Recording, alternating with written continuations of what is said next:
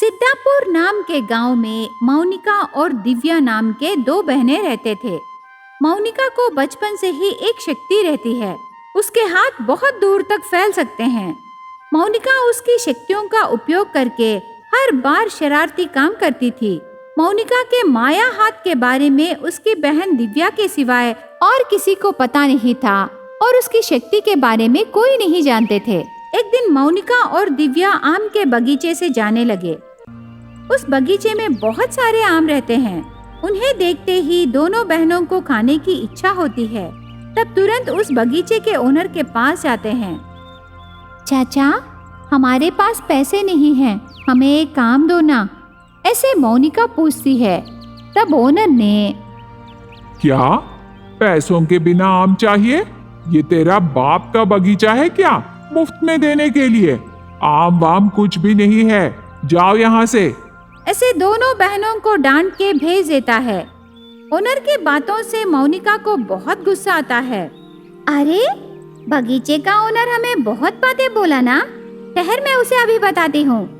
तब दिव्या ने, दीदी क्यों उस पर गुस्सा करना, तू तो छोटी छोटी बातों पर भी तेरे माया हाथ बेकार में उपयोग कर रही है, ऐसे बहन कहती है। पर मौनिका नहीं सुनती। ओनर से छुप के बगीचे के बाहर खड़ी रह के उसके माया हाथों का उपयोग करके उन्हें दूर तक फैलाकर सभी पेड़ों को रहे आम पूरे तोड़ने लगी। इतने में उस ओनर को पता चलता है कि कोई आम तोड़ रहे हैं, पर उसे पेड़ पर कोई भी दिखाई नहीं देते। तब वो ओनर ऐसे सोचने लगा, बाप रे, लगता है मेरे बगीचे में भूत आई है, मेरे आम पूरे तोड़ के ले जा रही है। ऐसे डर के गांव में भागकर सबसे कहता है, पर कोई भी यकीन नहीं करते। मौनिका बहुत सारे आम तोड़कर उसके सारे दोस्तों में बांटती है। इस तरह मौनिका उसके माया शक्ति को छोटे छोटे विषयों पर उपयोग करती है। गांव में भूत घूम रही है करके ओनर की बातें धीरे धीरे गांव वाले विश्वास करने लगे। मौनिका को ये बात पता चल के उस दिन से वो मनमानी करने लगी। उस गांव में जमींदार के घर बहुत सारे गायें रहते हैं। एक दिन मौनिका सुबह होने से पहले उसके माया हाथों से वहां रहे सारे गायों से दूध निकालकर उस दूध को शहर ले जाके बेचती है। ऐसे हर रोज करने लगी। ये क्या, मेरे गाय हर रोज कई लीटर दूध देते थे, अभी तो 1 लीटर दूध भी नहीं दे रहे। ऐसे क्यों हो रहा है? शायद ये किसी चोर का काम हो सकता है। ऐसे सोचकर वो जमींदार उस दिन रात को पहरा करने लगा। मौनिका हर रोज की तरह उसके हाथ फैलाकर दूर से दूध निकालने लगी। इतने में लंबे हाथ देखकर जमींदार डर जाता है। बाप रे, भूत भूत मेरे गायों से दूध निकाल रही है। वो घर से बाहर आकर सबसे कहने लगा। मौनिका के काम से गांव वाले भूत समझ के अंधेरा होने के बाद लोग डर के बाहर घूमना बंद कर देते हैं। तब दिव्या ऐसे कहने लगी, दीदी तेरी वजह से बेचारे गांव वाले बहुत डर रहे हैं। तेरी शक्तियों को ऐसे उपयोग नहीं करना है दीदी, उनसे लोगों की मदद करना है, ऐसे बहन कहती है। पर मौनिका बहन की बात बिल्कुल नहीं सुनती और उसका काम करने लगी। एक दिन दिव्या और मौनिका दोनों मिलके शहर जाकर उनके अनाज बेचकर पैसे लेकर जंगल के रास्ते से गांव लौटने लगे। उनके साथ और थोड़े लोग शहर में उनके सामान बेचकर उनके पैसे लेकर अपने अपने गांव उसी जंगल रास्ते से जाने लगे। वो थोड़ी दूर जाने के बाद उन सबको उस जंगल में एक चोरों का समूह चाकू से धमकाने लगे। हमारी बात सुनो, वरना इधर से एक भी जिंदा नहीं जाएगा। तुम सब के पास रहे पैसे और गहने एक कपड़े में बांध के हमें दे दो, ऐसे धमकाते हैं। उससे वो लोग डर के उनके पास रहे पैसे और गहने पूरे चोरों को दे देते हैं। वहाँ मौनिका और दिव्या भी रहते हैं। चोर उनके पास रहे पैसे और गहने लेके चले जाते हैं। मेहनत के पैसे चोर लेके चले गए सोचकर सब लोग दुखी होने लगे।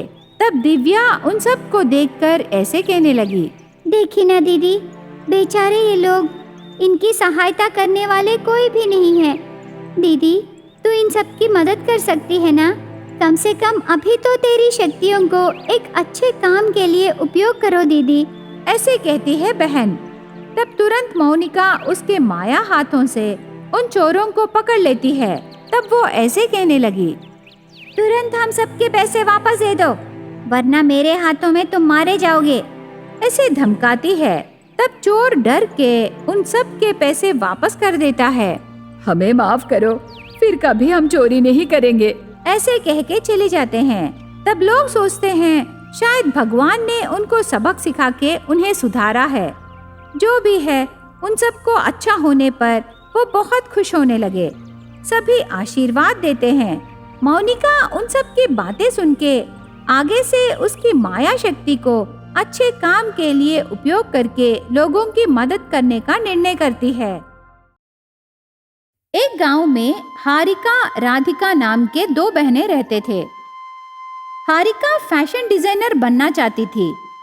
राधिका को मेहंदी आर्टिस्ट बनने की इच्छा थी।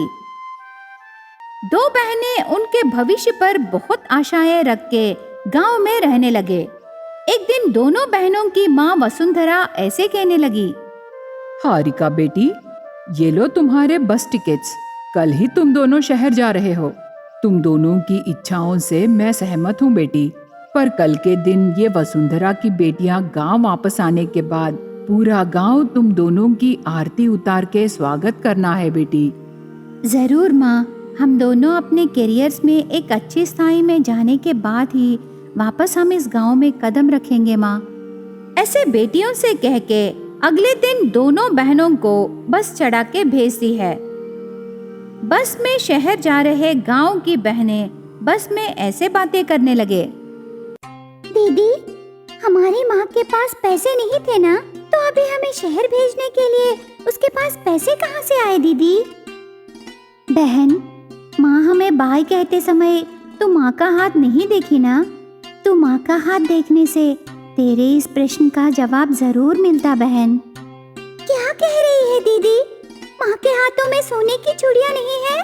हाँ बहन, माँ उन्हें बेच दी, इसीलिए हम आज शहर जा रहे हैं। ऐसे हारिका कहने पर राधिका माँ को याद करके आंसू बहाने लगी। तब दीदी बहन को सहलाते हुए ऐसे कहने लगी, दुखी मत होना बहन, अभी तुझे समझ में आया ना माँ हमारे ऊपर कितना भरोसा रखी।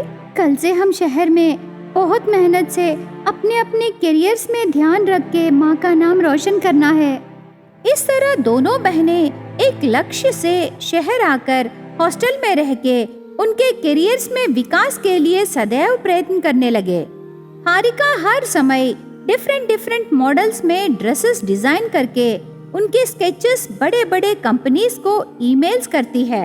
राधिका मेहंदी आर्टिस्ट बनने के लिए तरह तरह के कोर्सेज करने लगी। उस दिन से दोनों बहनें हॉस्टल में रह के उनके काम करने लगे। एक दिन दोनों बहनें हॉस्टल रूम में रहते समय हारिका के नाम पर एक कवर लेटर आता है। वो लेटर ओपन करके देखने पर उस लेटर में हारिका एक बड़े कंपनी में best fashion dress designer competition में सेलेक्ट होती है। वो देखकर हारिका और राधिका बहुत खुश होके उनके गांव में रही माँ को फोन करके बताते हैं। वो भी बहुत खुश होती है। माँ, मैं एक खुशखबरी सुनाने के लिए फोन की माँ। क्या है वो खुशखबरी बेटी?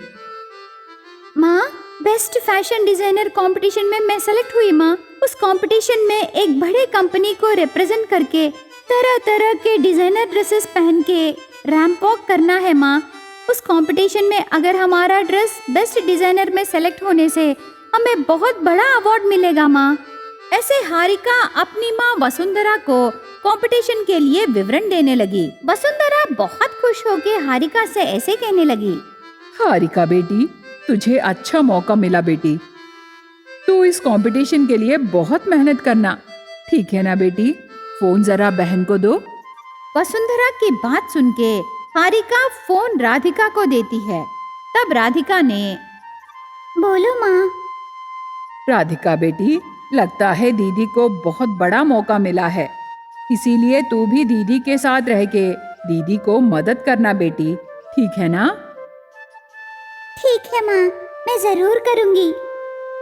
दोनों बहनें उस दिन वसुंधरा से बात करके अगले दिन कंपटीशन में भाग लेने के लिए एक बड़े होटल को जाते हैं।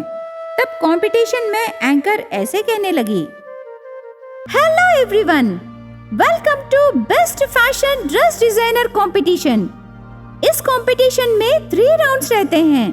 First round traditional wear, second round western wear, last and final round party wear. इन 3 राउंड्स में कौन बेस्ट ड्रेस डिजाइन करके प्रेजेंट करेंगे, वो ही best dress designer of the year and also will get the prize money.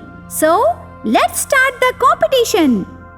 ऐसे anchor कहने के बाद कंपटीशन स्टार्ट होता है। तब जजेस के सामने हारिका उसके ओन टैलेंट से डिजाइन किए ड्रेसेस वो खुद पहन के दिखाती है। जजेस को हारिका डिजाइन किए traditional wear and western wear बहुत पसंद आते हैं। उससे हारिका को बहुत स्कोर आता है। तब सब लोग आशा करते हैं कि हारिका ही जीतेगी, लेकिन हारिका की प्रतिद्वंदी शिरीषा ऐसे कहती है, फ्रेंड्स, फर्स्ट 2 राउंड्स में मुझे बहुत कम मार्क्स आए। इस कंपटीशन में मेरी जीत मुश्किल है। शायद वो गांव की गवार हारिका ही जीतेगी, इसीलिए तुम कुछ न कुछ करके उसे लास्ट राउंड में अटेंड नहीं होने देना है। ऐसे शिरीषा कहने पर उसके दोस्त चुपके से दोनों बहनों के कमरे में जाकर उनकी गैर हाजिरी में हारिका लास्ट राउंड के लिए डिजाइन किए गाउन को कैंची से शोल्डर्स के पास कट करके चले जाते हैं। थोड़ी देर बाद हारिका और राधिका कमरे में आके फटे हुए गाउन को देख के शॉक हो जाते हैं। सब कुछ बर्बाद हो गया। अभी मैं लास्ट राउंड को कौन सा ड्रेस पहन के जाऊं? ऐसे कह के हारिका ड्रेस पकड़ के रोने लगी। तब राधिका को एक आइडिया आके ऐसे कहने लगी, दीदी तू रोना मत।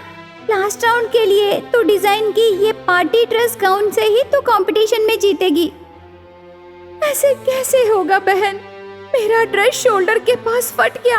अभी इसे सीलने के लिए भी बहुत टाइम लगेगा बहन। सीलने के लिए टाइम लगेगा, इसीलिए ड्रेस जहाँ फट गया वहाँ मैं ड्रेस की तरह मेहंदी रखूंगी दीदी। ऐसे कह के राधिका हारिका को शोल्डर से नेक तक मेहंदी रखती है। उसके बाद हारिका गाउन पहन के रैंप वॉक को जाती है। जजेस को हारिका का party wear dress with mehndi बहुत पसंद आता है। उससे हारिका को best fashion dress designer award and reward आते हैं। तब की तब मेहंदी आइडिया दिए राधिका को भी छोटा सा मोमेंटो देते हैं। दोनों बहनें अवार्ड्स एंड रिवार्ड्स जीत के उनकी माँ वसुंधरा से मिलने उनके गांव जाते हैं। इतने में मीडिया में दोनों बहनों के नाम फेमस होने पर उन दोनों को गांव वाले आरती उतार के स्वागत करके आमंत्रित करते हैं। अपनी बेटियों की जीत देखकर वसुंधरा बहुत खुश होती है।